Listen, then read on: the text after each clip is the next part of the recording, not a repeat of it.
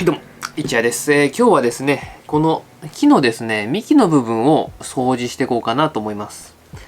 これだとね、白くなってるんですけど、後でちょっとね、アップしてみせますが、白くなってるのと、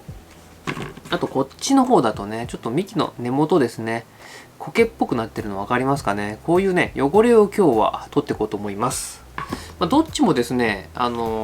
気になんなきゃ別に何もしなくていいんですよ。木が悪くなるとかってことは一切ないので、僕らはその趣味でやってるのがメインで、これをこう販売するとかっていうわけじゃないので、そんなに気にしなくて全然大丈夫なんですけど、でも綺麗な方がねやっぱ気持ちいいと思うので、これのね掃除していこうかと思います。まず先ほどのこちらのこれね、グミですね。夏グミかな。この木なんですけど、これですね、この部分若干白くなってるの分かります？こっちのね、難しいな、枝の部分よりもちょっとね幹の方が白くなってて、多分僕の感覚というか考えでは、水分中に含まれる、カルシウム、マグネシウム、ミネラルっていうものが、固まった、水垢ですね、ものだと思ってるんですけど、もしかしたら、いわゆるカルキっていうね、カルキって次亜塩素酸カルシウムのこと言うらしいんですけど、違ったらごめんなさい。それなのかなとも思ってるので、一応今までね、浄水器うちね、あったんですけど、使ってなかったんで、そのカルキ抜きっていうのをやってみて、さらにこういう風になるのかどうかをね、こちらも考えてみようかなと思ってるところです。これの掃除がまず1点と、次に、こちらはケヤキですね。ケヤキのこの幹の元の部分。ちょっとね、水やりしてきたから分かりづらいと思うんですけど、緑色っぽくなってるんですよね。苔とかなんかカビっぽい感じなので、それも除去していこうかなと思います。で、その幹の掃除にですね、使う道具なんですが、うちで使ってるのはですね、これ。ナイロンのブラシ。これですね。これと同じくナイロンのブラシ。ちょっとこれ見づらいですね。こうしようか。ナイロンのブラシ。短いのがいっぱいついてます。と、あと歯ブラシですね。大体ですね、一番いいのは何かっていうと歯ブラシなんですけど、それはなぜかっていうと、ナイロンとかでもね、結構ね、幹こうーってこするんですよ。こするんですけど、傷んだりするのがあるので、なんかね、やっぱね、歯ブラシぐらいがちょうどいいんですよね。歯ブラシぐらいが。これだとほら、自分の口の中磨くじゃないですか。だから柔らかいところに当たってもそこが傷つかない、本当に硬い歯ブラシ使ってら違うのかもしれないですけど、傷つかないように設計というかね、あとこうね、毛も抜けないように作られているので、これが一番使いやすいかなと思ってます。でブラシといってもですね、いろんな種類がありまして、うちにはですね、今の2種類しかないんですけど、ナイロンか歯ブラシか。他にもですね、これキクワさんのカタログですね。僕の盆栽道具大体キクワさん。ここに載ってるこの黒いやつ、これがね、豚の毛っていうのですね。ハケよりもうちょっと硬いかなぐらい、柔らかいかなぐらいで、うちだと何掃除するっていうものもないので、持ってないですね。あとはどっちだろう、どっちかが真鍮かステンレスなんですけど、この2つはですね、やたら硬いので、使い道としては掃除っていうよりかは心拍とかの皮を剥ぐ時に使ってたりするのはなんか雑誌で見たことがあります。なかなか普通の掃除ではここまで硬いの使うと、この2つですね、使うと普通に幹がね傷だらけになるので、ここはあんまりこういう掃除には向いてないかなと思います。で、形状もこういうさっきの棒タイプのものと、あとこうね三角錐みたいになってるのもあって、この使い分けもね結構いろいろあると思うんで、あれば便利、なくても大丈夫。でもこういうね先端の方についてるのって結構あると楽なので、どこに使うと楽ってちょっと今説明できないんですけど、奥まったところにですね、こういう掃除をしたい時にこうですね、歯ブラシだとねこういう角度にできればいいんですけど、こうにしか入んないところの場合にちょっと不便なので、こういうの1本だけ持っておくといいかなと思います。はい。で、あとはじゃあちょっとねこれを使って掃除していきましょう。じゃあこちらからやっていきましょう。ちなみにですね、さっきのカタログ、いろいろこういう商品載ってたと思うんですけど、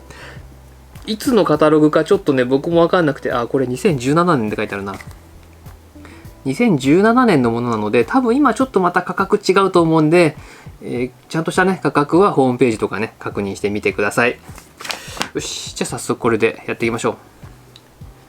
う。これでっていうか最初はね多分歯ブラシぐらいの弱いやつを使った方がいいですね。で徐々に取れなかったら硬くする、大丈夫だったら、ちょっと硬いのでもやってみるっていうのがいいと思います。こんな感じ。こうやってほら今なんか白いのが飛んでるの分かりますよね。白い粉。ちょうど僕が黒い服着てるからこう粉が飛んでるのが見やすいですよね。こういうのがね飛ぶんですよ。こうゴシゴシやるとですね、それがどんどん取れてきます。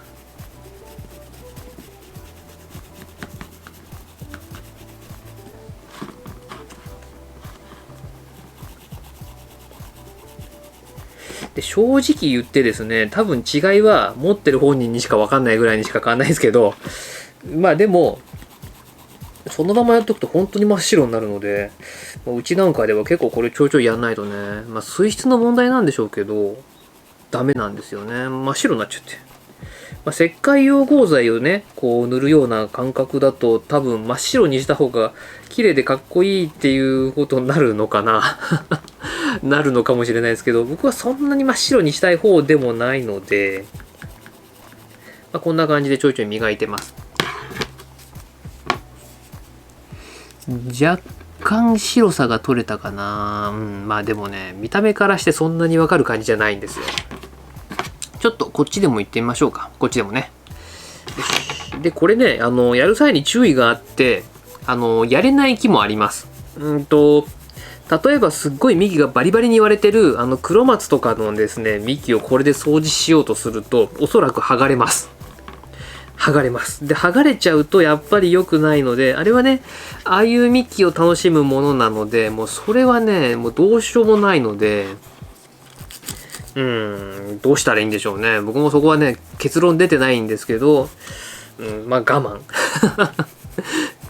しかないかな。でもあんだけ大きくてね、あんだけっていうか大品クラスのもので幹もバリバリ割れてるとそこまで白いの登ってこないのかもしれないですね。うちのこのねグミでも他の木でもだいたいこの辺ぐらいまでが白くて、こっからこっから上は普通だったりするので、なんか地面何センチかぐらいだけなのかもしれないです。で磨くときはあんまり最初からこうわーっと力入れずに少し乗せてこう押したり引いたりするだけぐらいの方がね多分いいと思うので、そんな感覚でやってください。で、自分で見てですね、だいたい取れたかなと思ったらそれで OK です。はい。でまたねついたら取るっていう感じで繰り返しやってください。じゃあ続いて欅の方ですね。この部分ですね、ここをまたね歯ブラシとかでこうゴシゴシやっていくんですけど、ここですね、この部分をゴシゴシと磨いていくんですが、乾いてる段階でですね、乾いてる段階で磨いてもそんな取れないので水をつけながらやるんですけど、これねここを水つけながらこうやってこするとですね、この範囲を間違いなくこの苔っぽい緑の水でビチャビチャになるので、これはねちょっとやるときは室内とかじゃなくて棚のそばとか、そうだな、洗面所とかでもいいのかな、そういうとこでやった方がいいかと思います。で今日ももちろんこんなとこでやると掃除が後で大変なので、ちょっとこれ磨いてきますんで、この状態ちょっと覚えててください。この状態です。はい、じゃあ洗ってきました。どうでしょう、綺麗になってるの分かります？ほらなんか苔っぽいのが取れてすっきりしましたよね。ちょっと乾いてはいないのでもうちょっとね乾くと綺麗にこう見えますけど、こんな感じになります。いやー掃除したらねやっぱ見事に綺麗になりましたね。もちろん別にこれ絶対やんなきゃいけない作業でもなくて、やんないからなんか木が弱るとかそういうことは一切ないので、空いた時間の時にねちょっと綺麗にしたいなと思ったらこういうのとか、歯ブラシ置いてきちゃった